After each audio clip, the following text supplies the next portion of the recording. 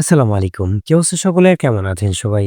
আমি মোহাম্মদ মনির হোসেন স্বাগত জানাচ্ছি মনির হোসেন চৌধুরী চ্যানেলের নতুন আরেকটি ভিডিওতে।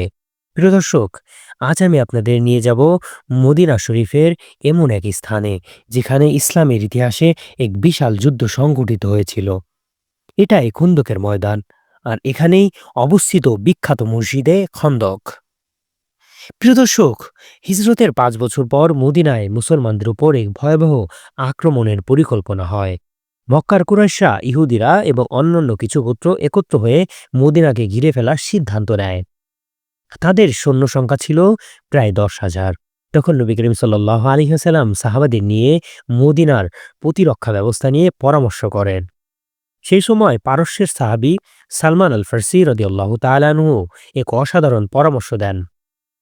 শত্রুরা যাতে সহজে প্রবেশ করতে না পারে, এজন্য শহরের একপাশে খন্দক বা বড় পরিখা খনন করা হোক। এ পরামর্শও তিনি দেন। নবী করিম সাল্লাল্লাহু আলাইহি ওয়াসাল্লাম তার এই মতকে পছন্দ করলেন এবং নিজে অংশগ্রহণ করলেন খন্দক খননে। শীতল হাওয়া, ক্ষুধা, ক্লান্তি কিছুই তাদের থামাতে পারেনি। রাসূলুল্লাহ সাল্লাল্লাহু আলাইহি ওয়াসাল্লাম নিজে হাতে মাটি কাটতেন। সাহাবারা বলতেন, আমরা যদি ক্ষুধায় কষ্ট পাই, নবী করিম সাল্লাল্লাহু আলাইহি ওয়াসাল্লাম তো তার পেটের সঙ্গে পাথর বেঁধে রেখেছেন। এ ছিল ঈমান ও ত্যাগের এক অদ্বিতীয় দৃশ্য। কখনো পাথরের নিচে আগুন জ্বলে না, কখনো মাটির নিচ থেকে বেরিয়ে আসে বিশাল পাথর, যা কেউ ভাঙতে পারছিল না। তখন নবী করিম সাল্লাল্লাহু আলাইহি ওয়াসাল্লাম আসেন, বিসমিল্লাহ বলে কোদাল মারেন আর ৩ বার আঘাতে পাথর চূর্ণ হয়।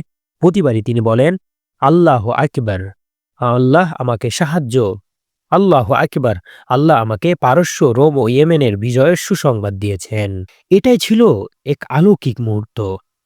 যুদ্ধের ভয়াবহ সময়ে নবী করিম সাল্লাল্লাহু আলাইহি ওয়াসাল্লাম ভবিষ্যতের ইসলামী বিজয়ের খবর দিচ্ছিলেন। প্রায় ২৫ দিন ধরে যুদ্ধ চলে। শত্রুরা খন্দক পার হতে পারেনি। তারা শীত, ঝড় ও ভয়ের কবলে পড়ে পিছু হটে যায়। আল্লাহ তাআলা কুরআনে বলেন, সূরা আহজাবের ৯ নম্বর আয়াতে, হে মুমিনগণ, তোমরা স্মরণ করো যখন তোমাদের উপর বাহিনীসমূহ এসেছিল, তখন আমি তাদের উপর পাঠিয়েছিলাম এক তীব্র বাতাস ও এমন সৈন্য যাদের তোমরা দেখতে পাওনি।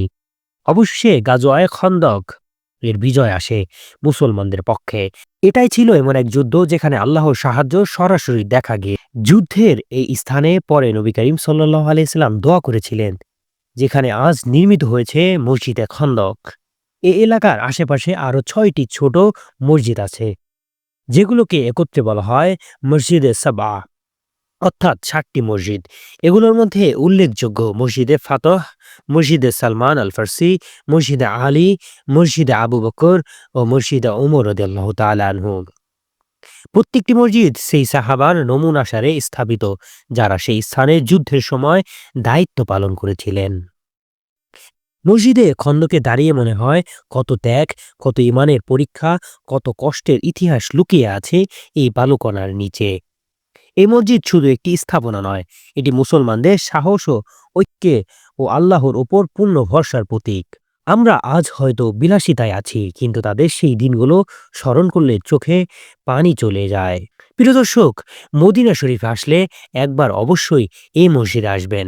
এখানে দাঁড়িয়ে আপনি ইতিহাসকে দেখতে পাবেন, যেখানে ঈমান জিতেছিল ভয়কে আর আল্লাহর সাহায্য নেমে এসেছিল।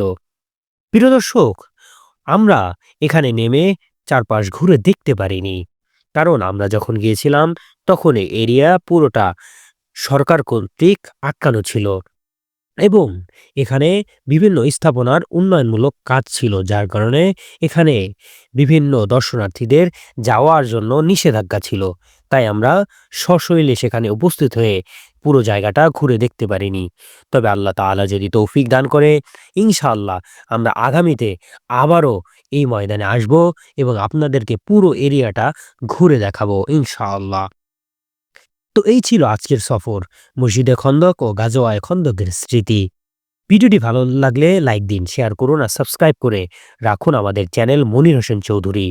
কারণ পরবর্তী পর্বে আমরা যাব মদিনার আরও এক ঐতিহাসিক স্থানে, অর্থাৎ সেটা হচ্ছে গিয়ে উহুদের ময়দান। এবং উহুদে ময়দানের ইতিহাসকে আমি আপনাদের সামনে পরবর্তী ভিডিওতে তুলে দেখব ইনশাআল্লাহ। তো সে পর্যন্ত থাকলে ভালো থাকবেন, সুস্থ থাকবেন। দেখা হবে আমাদের পরবর্তী ভিডিওতে। আসসালামু আলাইকুম ওয়া রাহমাতুল্লাহি ওয়া বারাকাতুহু। আল্লাহ হাফেজ।